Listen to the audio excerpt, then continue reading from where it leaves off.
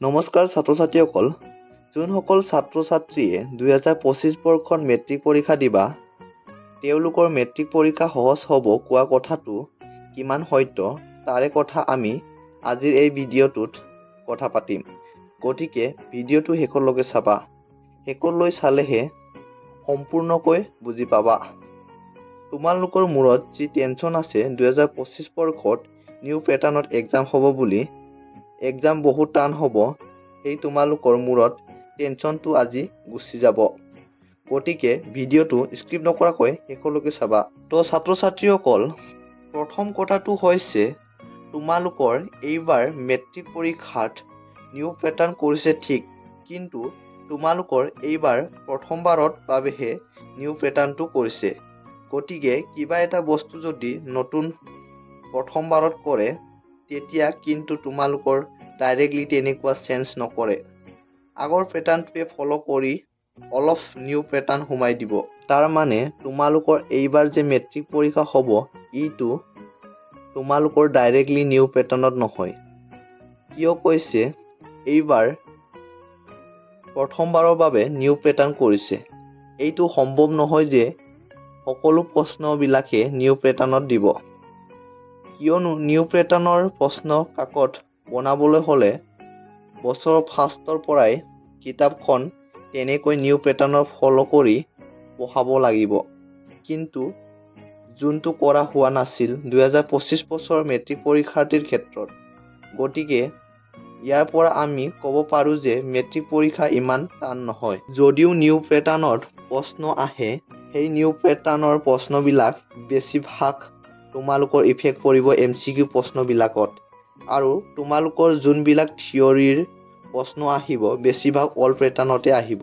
তাৰ উপৰিও তোমালোকক সেবাৰ বৰ্তমান যোনটো Assam state school education board আগতে যোনটো সেৱা আছিলে, তাৰ পৰাই তোমালোকক কেইদিনমান আগতে এটা নটিচ দিছিলে।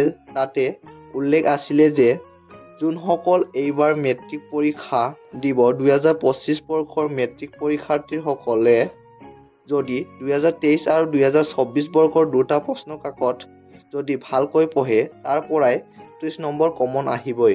গতিকে সেই দুখন প্ৰশ্ন পেপাৰটো অল পেটাৰ্ণতে আছে। গতিকে তোমালোকে তাৰ পৰা 30 নম্বৰ কমন আহিব।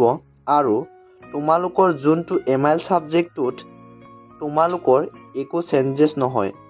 তোমালোকে চাবা প্ৰশ্ন পেপাৰ যেতিয়া আহিব, তোমালোকৰ MILত বেছিভাগ তোমালোকৰ অল পেটাৰ্ণতে আহিব। বেছিভাগ মানে তোমালোকৰ 90% অল পেটাৰ্ণতে আহিব। যোনবিলাক তোমালোকৰ অনুশীলনীৰ প্ৰশ্নবিলাক থাকে, সেইবিলাকে তোমালোকৰ MILৰ ক্ষেত্ৰত আহিব। আৰু MILততো কোনো তেনেধৰণৰ MCQ নাহে। গতিকে তোমালোকৰ MILৰ প্ৰশ্ন পেপাৰটোত অল পেটাৰ্ণতে থাকিব 90%।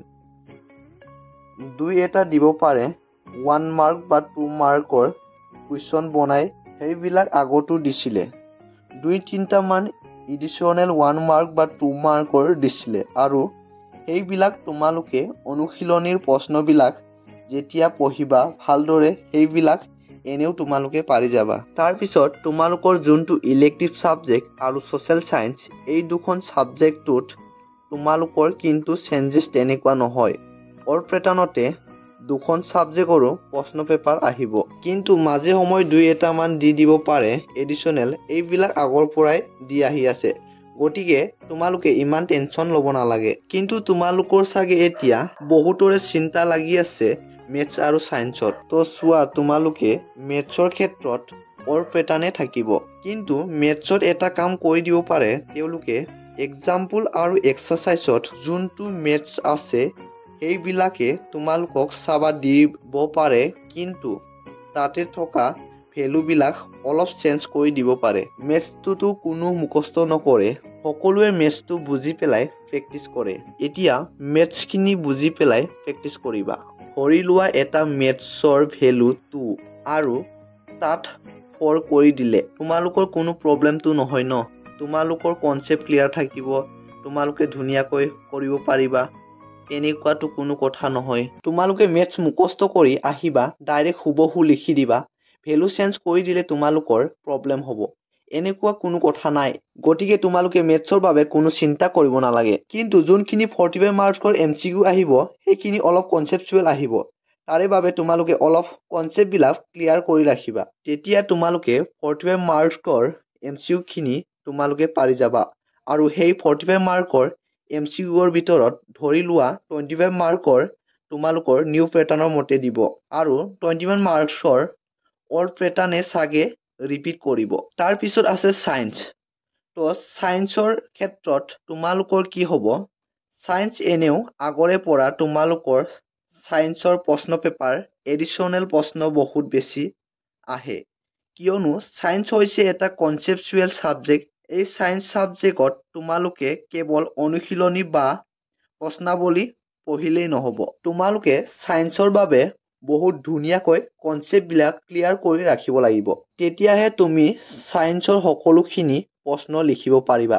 ছায়েন্স যিখিনি MCQ আহিব, সেইবিলাক ডাইৰেক্ট তোমালোকৰ কনচেপচুৱেল দিব পাৰে। অল্ড পেটাৰ্ণতো পাবা। ছায়েন্সত তোমালোকে অল্ড পেটাৰ্ণত প্ৰশ্ন নোপোৱা বুলি কথা নহয়। অল্ড পেটাৰ্ণৰ প্ৰশ্নও পৰাও 2023 আৰু 24ৰ প্ৰশ্ন পেপাৰৰ পৰাও ছায়েন্সত 30 মাৰ্কৰ কমন দিব।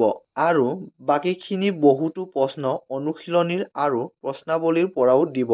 লগতে তোমালোকে বেছিভাগ ধৰি লোৱা কনচেপচুৱেল দিব ছায়েন্সৰ ক্ষেত্ৰত। গতিকে তোমালোকে ছায়েন্সটো কনচেপচুৱেল কৰি পঢ়িবা। তো ছাত্ৰ-ছাত্ৰীসকল, তোমালোকে ইমান টেনশ্যন ল'ব নালাগে। নিউ পেটাৰ্ণৰ এক্সাম হ'লেও তোমালোকৰ অল্ড পেটাৰ্ণৰ কুৱেশ্যন পেপাৰৰ পৰা বহুত কুৱেশ্যন আহিব। 100% চিয়ৰ হয়।